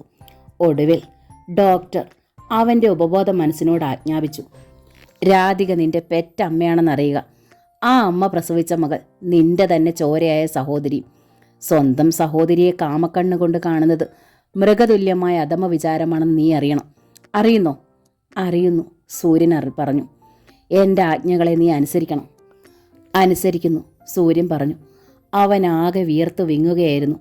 സ്വന്തം തറവാട്ടിൻ്റെ ദുരഭിമാനത്തിൽ കരിങ്കലെ രാജ്മോഹൻ തമ്പിയും സുധീന്ദ്രൻ തമ്പിയും തല്ലിത്തകർത്തൊരു പ്രേമം, ചെയ്തു വെച്ച മഹാപാപങ്ങൾ, അതിൻ്റെ തിക്തഫലം അതിതീവ്രതയോടെ അനുഭവിക്കുകയാണ് ഈ തലമുറ. തുഷാരയും സൂര്യനും. സ്നേഹിക്കുന്ന പെണ്ണിനോട് വിട പറയുന്ന അവൻ്റെ ഉപബോധ മനസ്സ് പോലും വേദനിക്കുന്നുണ്ട്. ആ ബോധത്തോടെ ഡോക്ടർ അവൻ്റെ മനസ്സിന് നോവാതെ സാന്ത്വനം ഓതിക്കൊടുത്തു. എന്നിട്ട് മെല്ലെ ഉണർത്തി. ഡോക്ടർ അതീവ സ്നേഹത്തോടെ അവനെ തൻ്റെ അരികിലേക്കിരുത്തി. കാരുണ്യത്തോടെ അവനെ തലോടി. എന്നിട്ട് പറഞ്ഞു, സൂര്യൻ്റെ ഉപബോധ മനസ്സിൽ തീക്ഷ്ണമായൊരു മിഥ്യാരോഗ ഭീതി ഉണ്ടായിരുന്നു. അത് തുടച്ചു മാറ്റി ഞാൻ പകരം ചില സത്യങ്ങൾ എഴുതി ചേർത്തിട്ടുണ്ട്. ഉപബോധ മനസ്സിനോട് ഞാൻ പറഞ്ഞ സത്യം ബോധ മനസ്സിനോടും തുറന്നു പറയട്ടെ. എന്താണ് ഡോക്ടർ? സൂര്യൻ്റെ മുഖത്ത് ആകാംക്ഷയുണ്ടായി. സൂര്യൻ്റെ പെറ്റമ്മ സൂര്യനെ കാണാൻ എത്തിയിട്ടുണ്ട്. എനിക്കിനി പുതിയൊരമ്മയെ വേണ്ട ഡോക്ടർ. നിലവിൽ എനിക്കൊരമ്മയുണ്ട്. എനിക്ക് വേണ്ടി ജീവൻ പോലും പറിച്ചു തരുന്നൊരമ്മ. സൂര്യൻ്റെ സ്വരം ഉറച്ചതായിരുന്നു. ആയിക്കോട്ടെ, ഈ അമ്മ സൂര്യനോട് ഒരവകാശവും പറയുന്നില്ല, കൊണ്ടുപോകാൻ വന്നതുമല്ല. പിന്നെ എന്തൊക്കെയായാലും 10 മാസം ചുമന്ന് സൂര്യനെ പ്രസവിച്ചതല്ലേ, ഒന്ന് കാണണമെന്ന് മാത്രമേ അവർക്ക് ആഗ്രഹമുള്ളൂ. ശരി, അമ്മ എവിടെ? ആ അമ്മയാണ് രാധിക, സൂര്യൻ വിവാഹം കഴിക്കാൻ ആഗ്രഹിച്ച തുമ്പി എന്ന പെൺകുട്ടിയുടെ അമ്മ. സൂര്യൻ ഞെട്ടലോടെ എഴുന്നേറ്റു. ആ മിഴികളിൽ പകപ്പുണ്ടായി. തുമ്പിയുടെ അമ്മ എൻ്റെ അമ്മയോ? അപ്പോൾ സൂര്യനും തുമ്പിയും ഒരേ സ്ത്രീ പ്രസവിച്ച മക്കൾ, കൂടപ്പിറപ്പുകൾ. ഇനി ഞാനൊന്നും പറയണ്ടല്ലോ. ശക്തമായൊരു മിന്നൽ പിണർ തൻ്റെ ഉൾമനസ്സിനെ കത്തിക്കരിക്കുന്നത് അവനറിഞ്ഞു. അതിൻ്റെ ബഹിർസ്ഫുരണമായി അവൻ്റെ മിഴികൾ രണ്ടും വിങ്ങി തുളുമ്പി ഒഴുകി. എങ്കിലും ഡോക്ടർ ആഹ്ലാദത്തോടെ അറിഞ്ഞു. അവൻ നെഞ്ചു തിരുമിയില്ല, തളർന്നില്ല, ബോധം കെട്ട് വീണില്ല. പിടിച്ചു നിൽക്കാൻ അക്ഷീണം പരിശ്രമിക്കുകയാണ്, ശക്തി സ്വരൂപിക്കുകയാണ്. മതി, ഇത്ര മതി. ഇനി ക്രമേണ എല്ലാം നോർമൽ സ്റ്റേജിൽ തന്നെ എത്തിക്കോളും. ഇത്തിരി സമയം വേണമെന്ന് മാത്രം. ഡോക്ടർ ജോസഫ് ഐസക് രഘുനന്ദനെയും പത്മിനിയെ അകത്തേക്ക് വിളിച്ചു. എന്നിട്ട് സൂര്യനെ ചൂണ്ടി പറഞ്ഞു, ഇതാ നിങ്ങളുടെ മകൻ. Now he is all right. Doctor, അത്? രഘുനന്ദനൻ സംശയത്തോടെ ഡോക്ടറെ നോക്കി. ഒട്ടും ഭയപ്പെടണ്ട. സൂര്യനോട് ഞാൻ എല്ലാം തുറന്നു പറഞ്ഞിട്ടുണ്ട്. രാധികയും തുഷാരയും ആരാണെന്നുള്ള സത്യം സൂര്യൻ ഇപ്പോൾ അറിയാം, ഡോക്ടർ പറഞ്ഞു. പത്മിനി സൂര്യൻ്റെ മുഖം തൻ്റെ ഇരു കൈകൾ കൊണ്ട് ചേർത്ത് പിടിച്ചുകൊണ്ട് ആർദ്രയായി വിളിച്ചു. മോനെ. സൂര്യൻ അമ്മയുടെ 2 കൈകളിലും പിടിമുറുക്കി. എന്നിട്ട് തളർന്നതുപോലെ അവരുടെ തോളിലേക്ക് തല ചായച്ചുകൊണ്ട് പറഞ്ഞു, എനിക്കിപ്പോൾ ഒന്നുമില്ലമ്മേ. അമ്മയുടെ മകൻ ഇനി ഉടനെ ഒന്നും മരിക്കാൻ പോകുന്നില്ല. പത്മിനി അവൻ്റെ ചുമലിൽ മെല്ലെ തഴുകിയതേ ഉള്ളൂ. സന്തോഷം തിങ്ങിയിട്ട് പറയാൻ വാക്കുകളില്ലാതെ. എനിക്കെങ്ങനെ നന്ദി പറയണമെന്നറിയില്ല ഡോക്ടർ. രഘുനന്ദനൻ കൈകൂപ്പി. ഡോക്ടർ രക്ഷിച്ചത് എൻ്റെ മോനെ മാത്രമല്ല, ഞങ്ങളുടെ കുടുംബത്തെ മൊത്തമാണ്. ചാരിതാർത്ഥ്യത്തിൻ്റെ ഒരു ചിരി തെളിമയോടെ ഡോക്ടർ ജോസഫ് ഐസക്കിൻ്റെ മുഖത്തും വിരിഞ്ഞു നിന്നു. ഒരാഴ്ച കഴിഞ്ഞു. രാത്രി അത്താഴമേശയ്ക്ക് ചുറ്റും എല്ലാവരും ഒരുമിച്ചിരുന്ന് ഊണ് കഴിക്കുമ്പോൾ സൂര്യൻ മെല്ലെ രഘുനന്ദനോട് പറഞ്ഞു, അച്ഛനോട് എനിക്കൊരു കാര്യം പറയാനുണ്ട്. രഘുനന്ദനൻ ഊണ് കഴിക്കുന്നതിനിടയിൽ ചോദ്യഭാവത്തിൽ മകനെ നോക്കി. ഈ കഴിഞ്ഞ ഒരാഴ്ചയായി ഞാൻ ഇവിടെ നിന്ന് ഒരുപാട് കാര്യങ്ങൾ ചിന്തിക്കുകയായിരുന്നു. ഒടുവിൽ എനിക്കൊരു തീരുമാനത്തിലെത്താൻ കഴിഞ്ഞു, സൂര്യൻ പറഞ്ഞു. എന്താ മോനെ? രഘുനന്ദനൻ ചോദിച്ചു. രഘുനന്ദനും മാത്രമല്ല, പത്മിനിയും രാജലക്ഷ്മിയും സുജിത്തും സുമിയും ഒക്കെ അവനെ നോക്കി. അനിയത്തിയാണെന്നറിയാതെ തുമ്പിയോട് ഞാൻ ചെയ്തു പോയ തെറ്റിന് എനിക്കൊരു പ്രായശ്ചിത്തം വേണോ അച്ഛാ? സൂര്യൻ പറഞ്ഞു. പ്രായശ്ചിത്തമോ? രഘുനന്ദനന് മനസ്സിലായില്ല. എന്ത് പ്രായശ്ചിത്തം? അത്? സൂര്യൻ മെല്ലെ മുഖം തിരിച്ച് സുജിത്തിനെ നോക്കി പറഞ്ഞു. മുമ്പൊരിക്കൽ ഞാൻ അച്ഛനോട് പറഞ്ഞതാണ്, എന്നാലും ഒന്നുകൂടി പറയുകയാണ്. സുജി തുമ്പി ഒരുപാട് ആഗ്രഹിച്ചതല്ലേ, അവളെ സുജി തന്നെ വിവാഹം ചെയ്ത് ഇവിടെ കൊണ്ടുവരട്ടെ. സുമിയെപ്പോലെ തന്നെ എൻ്റെ അനിയത്തിക്കുട്ടിയായിട്ട് എനിക്കിനി അവളെയും കാണിയെ സ്നേഹിക്കുകയും ചെയ്യാമല്ലോ അച്ഛാ. പത്മിനി അന്താളിപ്പോടെ രാജലക്ഷ്മിയെ നോക്കി. നീ എന്ത് വിവരക്കേടാ സൂര്യയെ ഈ പറയുന്നത്? രാജലക്ഷ്മി ചോദിച്ചു. ഇത് വിവരക്കേടല്ല മുത്തശ്ശി, ഇത് നടക്കേണ്ട കാര്യം. സുജിക്ക് അവളെ അത്രയ്ക്കിഷ്ടമാണ്, സൂര്യൻ പറഞ്ഞു. ശരിയാണ്, എനിക്ക് അവളോട് ഇഷ്ടമായിരുന്നു, സുജിത്ത് മറുപടി പറഞ്ഞു. പക്ഷേ അവൾ എന്നെ ഒരിക്കലും അങ്ങനെ സ്നേഹിച്ചിട്ടില്ല. അതറിഞ്ഞപ്പോഴാണ് എനിക്ക് ദേഷ്യം വന്നത്. എനിക്ക് കിട്ടാത്ത അവളെ നിനക്കാണ് കിട്ടുന്നതെന്ന് അറിഞ്ഞപ്പോൾ വാശിയും തോന്നി. അതിൻ്റെ പേരിൽ ഞാൻ പലതും ചെയ്തു, പലതും പറഞ്ഞു. എനിക്കിപ്പോൾ അതിലൊക്കെ കുറ്റബോധവും സങ്കടവും മാത്രമേ ഉള്ളൂ സൂര്യ, സുജിത്ത് തറപ്പിച്ചു പറഞ്ഞു. എനിക്കിനി അവളെ പഴയപടി സ്നേഹിക്കാനാവില്ല. എന്തുകൊണ്ട്? അവൾ നിന്റെ സഹോദരി ആയതുകൊണ്ട്. നിന്റെ സഹോദരി എൻ്റെയും സഹോദരി ആകുന്നത് കൊണ്ട്, സുജിത്ത് പറഞ്ഞു. അരികിലിരിക്കുന്ന സുമിയെ ഇടതുകരം കൊണ്ട് ചേർത്ത് പിടിച്ച് സുജിത്ത് ആവർത്തിച്ചു. നമ്മുടെ അനിയത്തിക്കുട്ടിയാണിവൾ. ഇവൾക്ക് സമം തന്നെയാണ് എനിക്കിനി തുമ്പിയും. അങ്ങനെ കരുതാൻ ഞാൻ എൻ്റെ മനസ്സിനെ പാകപ്പെടുത്തി കഴിഞ്ഞു സൂര്യ. സൂര്യൻ്റെ മുഖത്ത് മൃദുവായൊരു മന്ദഹാസമുണ്ടായി. ആ മന്ദഹാസത്തോടെ തന്നെ അവൻ വീണ്ടും രഘുനന്ദനെ നോക്കി. എങ്കിൽ എനിക്കിനി മടങ്ങിപ്പോകണോ അച്ഛാ? മടങ്ങാനോ? പത്മിനി ചോദിച്ചു. അതേ അമ്മേ, RLVയിലേക്ക്. ഞാൻ ഏറ്റ ജോലി ഇനിയും പൂർത്തിയായിട്ടില്ല. അതെന്തിനാ ഇനി അങ്ങോട്ട് പോകുന്നത്? പെയിൻറ്റിങ്സ് ഒക്കെ ഇനി ഇവിടെ വെച്ച് മതി. ഇനിയിപ്പോൾ കൃഷ്ണനുണ്ണിയെ പേടിച്ച് എൻ്റെ മോനെ ഒളിപ്പിക്കേണ്ട ആവശ്യമില്ലല്ലോ, പത്മിനി പറഞ്ഞു. ഇനിയത്തെ പോക്ക് ഒളിച്ചു താമസിക്കാനല്ലമ്മേ, സൂര്യൻ പുഞ്ചിരിയോടെ പറഞ്ഞു. പ്രദർശനം അടുത്ത ആഴ്ചയല്ലേ, തിരക്കുണ്ട്. പ്രദർശനം തീർന്നാലുടനെ ഞാനിങ്ങ് വന്നേക്കാം, പോരെ?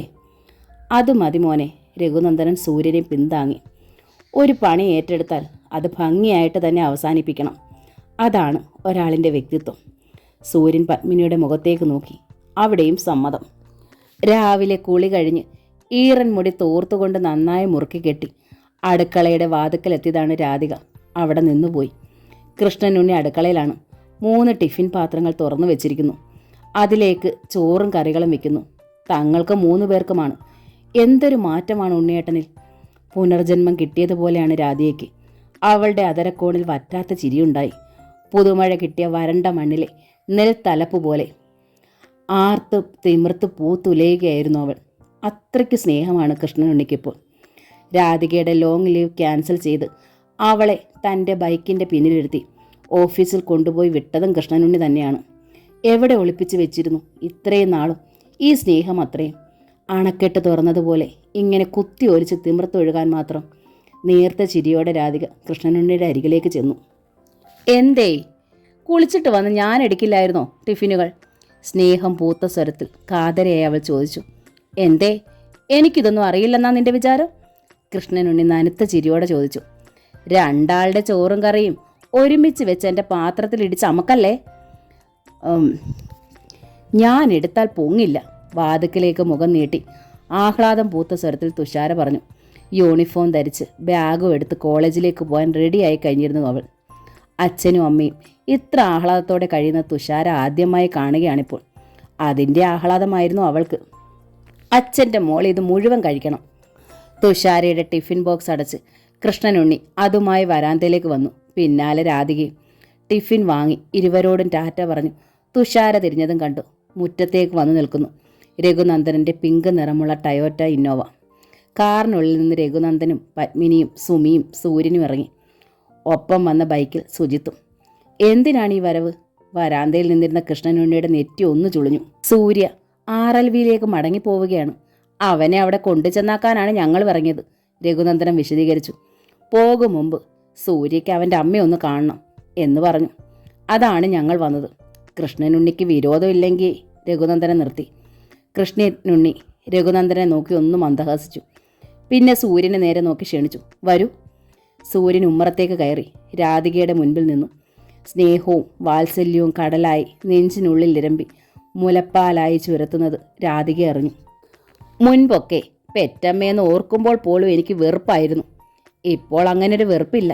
കാരണം പെറ്റമ്മയേക്കാൾ 100 ഇരട്ടി സ്നേഹിക്കാനൊരു എനിക്കൊരമ്മയുണ്ട്, സൂര്യൻ മെല്ലെ പറഞ്ഞു. എന്നാലും എനിക്കിപ്പോൾ ഇഷ്ടം എനിക്ക് 2 അമ്മയുണ്ടെന്ന് പറയാനാണ്. രാധികയുടെ മുഖം വാത്സല്യം കൊണ്ട് നിറഞ്ഞു. അവൾ അവൻ്റെ മുഖം പിടിച്ചെടുത്തു. നെറ്റിയിൽ തൻ്റെ അതരങ്ങൾ അമർത്തി. ഒരു ജീവിതകാലം അത്രയും മകന് കൊടുക്കാൻ കാത്തുവെച്ച സ്നേഹവും വാത്സല്യവും മുഴുവനും ഉണ്ടായിരുന്നു അതിൽ. സൂര്യൻ മുഖം തിരിച്ച് കൃഷ്ണനുണ്ണിയെ നോക്കി. എനിക്ക് 2 അച്ഛനും ഉണ്ടെന്ന് പറയാമല്ലോ അല്ലേ? അവൻ ചോദിച്ചു. ധൈര്യമായി പറയാം, കൃഷ്ണനുണ്ണി പറഞ്ഞു. സൂര്യന് സന്തോഷമായി. അവൻ്റെ മിഴികളിൽ അവർക്ക് 2 ആൾക്കും അരികിൽ ഒതുങ്ങി വിഷാദത്തോടെ നിൽക്കുന്ന തുഷാരയിൽ പതിഞ്ഞു. തുമ്പി, അവൻ സ്നേഹത്തോടെ വിളിച്ചു. എന്തോ? അവൾ വിളി കേട്ടു. അവളുടെ മിഴിയോരത്ത് സങ്കടമോ സന്തോഷമോ ഒക്കെ തുളുമ്പി നിൽക്കുന്നുണ്ടായിരുന്നു. നീ എൻ്റെ കുഞ്ഞനുജത്തിയാണ്, സുമിക്കുട്ടിയെപ്പോലെ തന്നെ. തുമ്പിയുടെ കൈത്തലം മെല്ലെ എടുത്ത് തൻ്റെ ഉള്ളം കയ്യിൽ വെച്ചുകൊണ്ട് സൂര്യൻ പറഞ്ഞു. ഈ ഏട്ടനോട് നിനക്കിനി എന്തും പറയാം, എന്തും ചോദിക്കാം, കേട്ടല്ലോ? അവൾ മൂളി. നീ മാത്രമല്ല, ഞാനും തുമ്പിയുടെ ഏട്ടനാ. തുമ്പി എൻ്റെയും കുഞ്ഞനുജത്തിയാ. സുജിത്ത് മുറ്റത്തു നിന്നും കൊതിച്ച് വരാന്തയിലേക്ക് കയറിക്കൊണ്ട് തുഷാരയോട് പറഞ്ഞു. ഇവനോട് ചോദിക്കുന്നത് പോലെ എന്നോടും എന്തും ചോദിക്കാം, എന്തും പറയാം. തുഷാരയുടെ കണ്ണുകൾ തുളുമ്പി ഒഴുകി തുടങ്ങി. എന്തിനാ തുമ്പിക്കുട്ടി നീ കരയുന്നത്? സൂര്യൻ ചോദിച്ചു. എനിക്കൊരേട്ടനില്ലല്ലോ എന്ന് ഞാൻ ഒരുപാട് സങ്കടപ്പെട്ടിട്ടുണ്ട്. ഇപ്പോൾ 2 ഏട്ടന്മാരെ ഒരുമിച്ച് കിട്ടിയില്ലേ, അതിൻ്റെ സന്തോഷം കൊണ്ട് കരഞ്ഞു പോയതാ, തുഷാര പറഞ്ഞു. എന്നാൽ ഇത്തിരി കൂടി സന്തോഷിച്ചോ, ദേ ഒരനിയത്തി കൂടി ഉണ്ട് കേട്ടോ. സുമിയും മുറ്റത്ത് നിന്ന് ഉമ്മറത്തേക്ക് കയറി സ്നേഹത്തോടെ തുഷാരയുടെ കരം ഗ്രഹിച്ചു. എന്താ രഘുനന്ദനും പത്മിനിയും മുറ്റത്ത് തന്നെ നിൽക്കുന്നത്? കൃഷ്ണനുണ്ണി മുറ്റത്തേക്ക് നോക്കി ചോദിച്ചു. ഞാൻ ഓടിക്കുമെന്ന് ഭയന്നിട്ടാണോ? ഇപ്പോൾ എനിക്ക് ആ ഭയമൊന്നുമില്ല, രഘുനന്ദനൻ നേർത്ത ചിരിയോടെ പറഞ്ഞു. എന്നിട്ട് പത്മിനിയും കൂട്ടി ഉമ്മറത്തേക്ക് കയറുക തന്നെ ചെയ്തു. ഇനി എന്നെ ഒട്ടും ഭയക്കണ്ട, കൃഷ്ണനുണ്ണി പുഞ്ചിരിച്ചു. ഞങ്ങൾ അധികം വൈകാതെ ഇവിടം വിടുകയാണ്. എങ്ങോട്ടാ? രഘുനന്ദൻ അമ്പരന്നു. ഈ സ്ഥലം വിൽക്കണം, എങ്ങോട്ടെങ്കിലും പോകണം, കൃഷ്ണനുണ്ണി തുടർന്നു. പരസ്പരം നമുക്ക് ബന്ധങ്ങളൊക്കെ മനസ്സിലായി. എല്ലാം ഒന്ന് കലങ്ങി അടിച്ച് തെളിഞ്ഞിരിക്കുന്നു. ഇനി കുറച്ച് അകന്ന് താമസിക്കുകയും വല്ലപ്പോഴും തമ്മിൽ കാണുകയും ചെയ്യുന്നതാണ് ശരിയെന്ന് എനിക്ക് തോന്നുന്നു. വളരെ നല്ല അഭിപ്രായം, രഘുനന്ദനൻ പറഞ്ഞു. നിങ്ങളിത് വിറ്റാലും വിറ്റില്ലെങ്കിലും കല്ലിങ്കലേക്ക് പോകണം. രാധികയുടെ അച്ഛനും ഏട്ടനും അവിടെ തനിച്ചാണ്. അവർ നിങ്ങൾക്ക് വേണ്ടി മാത്രം കാത്തിരിക്കുകയാണ്. എത്രയായാലും എന്നായാലും നിങ്ങൾക്കവിടെ പോയേ പറ്റൂ, പത്മിനി പറഞ്ഞു. കാരണം കല്ലുങ്കൽ തറവാടും സ്വത്തുകളും അവർ തുമ്പിക്കുട്ടിയുടെ പേരിൽ എഴുതി വച്ചിരിക്കുകയാണ്. നമുക്ക് പോകാച്ചാ, മുത്തച്ഛനും അമ്മാവനും തനിച്ചല്ലേ, അവരെ ഒരുപാട് സങ്കടപ്പെടുന്നുണ്ടച്ചാ, തുഷാരയെ നിർബന്ധിച്ചു. ശരി, നമുക്കത് ആലോചിച്ച് തീരുമാനിക്കാൻ പോരെ? കൃഷ്ണനുണ്ണി സമ്മതിച്ചു. മതി. തുഷാരയുടെ മുഖം വിടർന്നു. രാധികയുടെ മുഖവും സൂര്യബിംബം പോലെ പ്രകാശിച്ചു. ഈശ്വര, ഇങ്ങനെയൊന്ന് പറഞ്ഞല്ലോ. അപ്പോൾ എനിക്ക് പോകാൻ സമയമായി. സൂര്യൻ പുഞ്ചിരിയോടെ രാധികയോടും കൃഷ്ണനുണ്ണിയോടും യാത്ര പറഞ്ഞു. എൻ്റെ വർക്ക് പൂർത്തിയാക്കിയിട്ട് ഞാൻ വരാം, എന്നിട്ട് കാണാം. ശരി, കൃഷ്ണനുണ്ണി പറഞ്ഞു. രാധിക തൻ്റെ മകൻ നിറചിരിയോടെ ഇറങ്ങുന്നതും കാറിൽ കയറിയിരിക്കുന്നതും ആത്മഹർഷത്തോടെ കണ്ടു. സുജിത്ത് തുഷാരയുടെ നേർക്ക് നീങ്ങി. കോളേജിലേക്ക് പോകാൻ ഇറങ്ങിയതല്ലേ? അതെ, തുമ്പി പറഞ്ഞു. ഞാനും യൂണിഫോമിലാ. കോളേജിലേക്കാ. എൻ്റെ ബൈക്കിലേക്ക് കയറിക്കോ. എൻ്റെ പുതിയ പെങ്ങൾക്ക് ഇന്നൊരു ലിഫ്റ്റ് തരണമെന്ന് ഞാൻ ആഗ്രഹിക്കുന്നു, സുജിത്ത് ക്ഷണിച്ചു. തുഷാര ഒട്ടും മടിച്ചില്ല. ആരോടും അനുവാദം ചോദിച്ചതുമില്ല. മുറ്റത്തേക്കിറങ്ങി സുജിത്ത് സ്റ്റാർട്ട് ചെയ്ത ബൈക്കിന് പിന്നിലേക്ക് കയറിയിരുന്നു. കാറിന് പിന്നിലായി ആ ബൈക്ക് നീങ്ങി. കൃഷ്ണനുണ്ണിയും രാധികയും അത് നോക്കി നിന്നു. സുജിത്ത് കോളേജിലെത്തി വണ്ടി നിർത്തിയത് MBAക്കാരുടെ ബ്ലോക്കിന് മുമ്പിൽ. അവിടെ മുൻകൂട്ടി പറഞ്ഞുറപ്പിച്ചതുപോലെ കാത്തു നിൽക്കുന്നു ജിതേന്ദ്രൻ. തുഷാര അമ്പരപ്പോടെ ഇറങ്ങി നിന്നു. രണ്ടാളെ നോക്കി. നേർത്ത ചിരിയോടെ സുജിത്ത് പറഞ്ഞു, ഇന്നലെ ഞാനും സൂര്യനും വിളിച്ച് കഥകളൊക്കെ പറഞ്ഞത് ഓർമ്മയുണ്ടല്ലോ അല്ലേ? ഉവ്. ജിതേന്ദ്രൻ മനോഹരമായി ചിരിച്ചു. ഇതാ ആളെ ഏൽപ്പിച്ചിരിക്കുന്നു.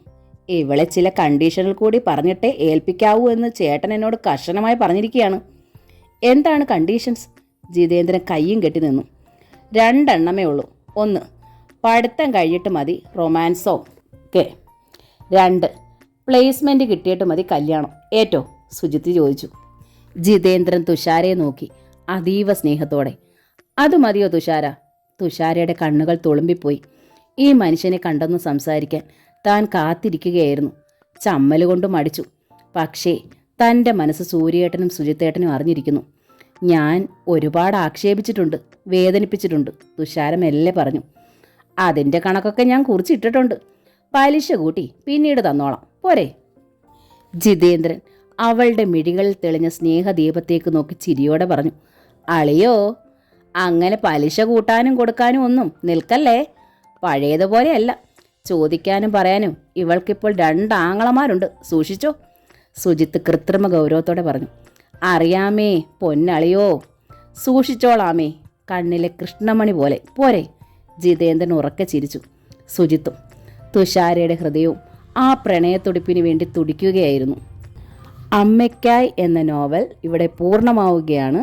ഈ നോവൽ നിങ്ങൾക്ക് ഇഷ്ടമായെങ്കിൽ പ്ലീസ് ഒന്ന് ലൈക്ക് ചെയ്ത് ഷെയർ ചെയ്ത് സബ്സ്ക്രൈബ് ചെയ്യണേ. Thank you.